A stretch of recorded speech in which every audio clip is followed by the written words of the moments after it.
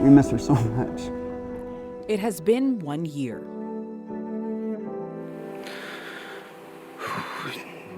Since 4 students were murdered. Xana Kernodle. Ethan Chapin. Kaylee Gonçalves. Madison Mogan. It's shocking it's been a year. 1 year later, mourning an intangible loss. She was the sweetest, smart, loving. This morning, Maddie's dad talks to us in a KREM 2 exclusive. You just miss her every day.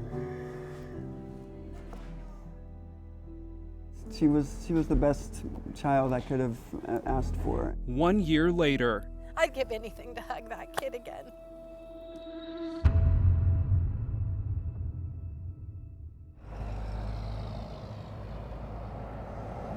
Welcome to this special edition of Up with KREM, Moscow Murders 1 year later. I'm Tim Pham. And I'm Channing Curtis. This morning we are live from the University of Idaho's campus in Moscow as the community mourns the loss of 4 young lives: Ethan Chapin, Xana Kernodle, Kaylee Gonçalves, and Madison Mogan. Today is all about the victims. It's always been about the victims, and that's what we will focus our coverage on today. Happening today at the University of Idaho's campus in Moscow, where we are this morning, there will be a student-run vigil today. The event will focus on honoring and remembering the lives of the 4 classmates they lost 1 year ago today. There's going to be candles, moments of silence, student speakers, and the vigil is open to anyone who wants to attend. I'm really proud of their efforts in what they're going to be doing, because I think they're going to show that while we are moving forward, we're not moving past. We're bringing those individuals with us. And they'll also be conveying thoughts of love and care and support for the families that are still navigating this and will be for the rest of their lives. And so I'm just really proud of our student-led initiative. They're going to do fantastic, and I will definitely be there in support of them. Tonight's vigil will begin at 6 p.m. on the admin lawn. If you can't attend, the university is asking everyone to turn on their porch lights from 6 to 7 p.m. in honor of the 4 students. Now, one of those 4 students was Ethan Chapin. He was actually born and raised in Skagit County. And Joyce Taylor, with our sister station in Seattle, spoke with his parents recently. She talked about what's next for their family, how they're able to move on, and Stacy Chapin's new book, The Boy Who Wore Blue. On a beautiful star-filled October night, triplet children were born, and oh, what a sight. 3 healthy babies, what could we say? Such a joyful, amazing, and momentous day. But there was something incredible about that boy who wore blue. His bubbly personality immediately shone through. I just needed people to have the true story of him. For people who know him, it's a little bit of a memoir. And I think for people who don't know him, it's literally the message how Ethan lived his life. Tell us about him. Ethan, he was truly one of a kind. He was an exceptional kid from the day he was born. I mean, he just lived life to the fullest. He kept everybody in check. And not just because he was 6'4". No, not because he was 6'4". It's just that there was just a way about him, and he had a good message. You know, his message is just be yourself and have fun and do good for everybody. You just miss him walking into a room and Yeah. giving you a hug and making some funny comment, and he was amazing. Is there anything that you missed the most? Hugging him. Oh, I'd give anything, and yeah, that's it. I'd give anything to hug that kid again. In his blue Patagonia, his puffy blue Patagonia coat, right?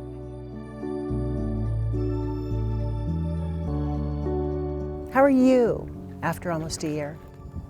It's shocking it's been a year. We spent, I call it a period of time, there was about 5 months that I call it the depths of hell. I mean, we went there, we've been there. I think you have to go there in order to start the journey out that is the process of healing and figuring out how you live your life without this person that's been in it forever. I have a place kind of where Ethan lives in there, and it's a safe spot. You know, for me, but I think overall, under all of these circumstances, I think we're doing well. This thing could took one of our kids, but it can't take the rest of us. I think about Maisie and Hunter a lot because I'm a multiple. And there's a unique, special connection that multiples have that other siblings do not have. Yeah. I know that. And so I've thought about them often, having lost a piece of themselves in losing their brother. Jim and I can sit here and tell you what it feels like to lose a child. I honestly cannot tell you what it must feel like for Maisie and Hunter to lose literally a piece of them. It's profoundly different for them than it is for us. They came home mid-May after school was out, and they spent all summer at our Idaho home, and both worked. And it seems like they healed a lot during that period of time. It's just going to take time for us all. When we send our kids off to school, to college, we think it's one of the safest places they could be. Yes. I mean, Moscow, Idaho? Not in your wildest imagination, or nightmares even. Could you imagine something like this? We were at Parents' Weekend the week before. I mean, literally the week before, and just had the best time with the kids. And you would never think that something like this could ever happen. It was the best there. weekend, and we were in the King Street house that weekend. I mean, We were. we were like, ah, what a great, these kids are living their best life.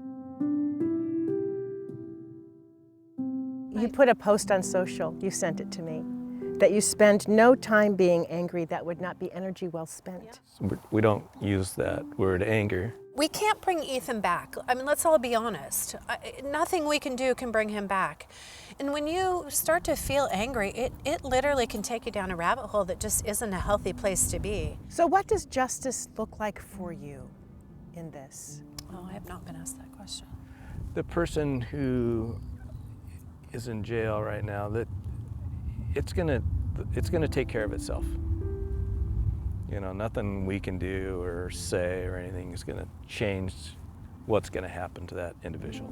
You have no plans to even go No. to the trial, to even be in the courtroom from start to finish? No. There is no closure. The only closure I have is knowing that my family is good and healthy, and we move on with our lives and do what we were doing prior to this terrible thing that's happened to our family. It's a choice. You know, you just have to tuck that kid somewhere in there, and I'm thankful for the 20 years we had with him. Totally. 100%. So you have a tattoo I do. on your arm. So it's from a note that Ethan wrote me, probably the 4th grade. And you know, he just signed it, I love you, Mom. We are coming back up onto Parents' Weekend and a big birthday for Big your birthday. kids, 21. 21 was something that we talked about forever. Having these triplets turn 21 was going to be the greatest, the greatest night ever. That night cannot take away from Maisie and Hunter. So, you know, Parents' Weekend, it'll be a little bit camouflaged in Parents' Weekend, and then we'll go out and we're going to celebrate Maisie and Hunter. Yeah. We cannot forget that that's the priority. Is there anything that you would want to share with parents who've suffered just a horrific loss? Find something positive in every day. Find something that you feel like brings you joy in a day. There is always something there, no matter how dark the day feels. We found it every single day. He was selfless, caring, generous, and warm, and wherever he went, the friends would all swarm. We want to pass on his positive energy. This tale, the story of the boy who wore blue, is a message for everyone, including you. That's his legacy for you. That is. Yeah, it is. Life is short, so give it your best. Be happy, smile, and encourage the rest.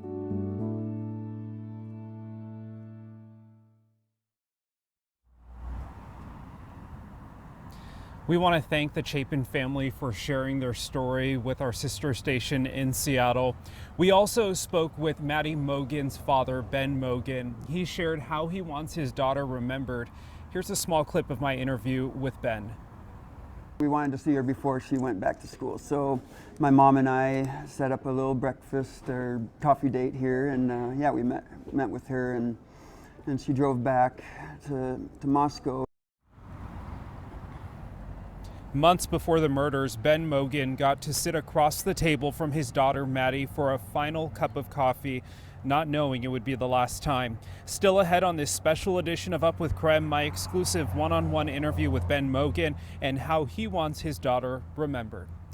And today we will be remembering all of the 4 victims here on Up with KREM, but we also know that today there are a lot of other headlines that you need to know about. So this morning, KREM 2's Nicole Hernandez is live in studio with the latest on our top headlines this morning. Meteorologist Thomas Patrick is breaking down our full forecast for us, and KREM 2's Brandon T. Jones is giving us the latest updates on the efforts to restore power to the Palouse, or restore gas rather to the Palouse after that leak last week. Yeah, and before we go to break though, we do want to take a look back at some of the biggest moments from the last year.